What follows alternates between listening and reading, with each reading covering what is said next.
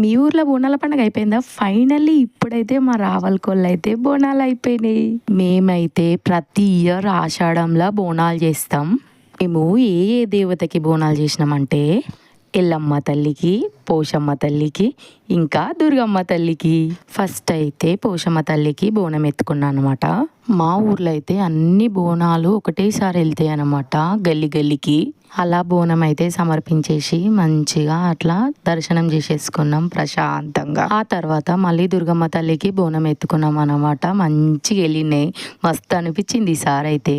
మా రావల్కోళ్ళు అయితే ఎప్పుడు బోనాలైనా కంపల్సరీ వర్షం అయితే పడుతుంది, కానీ ఈసారి పడదనుకున్నాం. కానీ నెక్స్ట్ బోనం అయితే ఎల్లమ్మ తల్లికి, ఎల్లమ్మ తల్లి కుట్టదా వర్షం గుర్తించేసింది, మస్తు అయినుండే. అయినా బోనాలకి వర్షం వస్తేనే ఆ వైబ్ వేరుంటది కదా. పార్ట్ 1 గాయస్, రేపు అయితే ఇంకొకటి ఉంది. అయితే చాలా మంది గుర్తుపట్టిరు, మస్తు అనిపించుండే. Okay bye guys.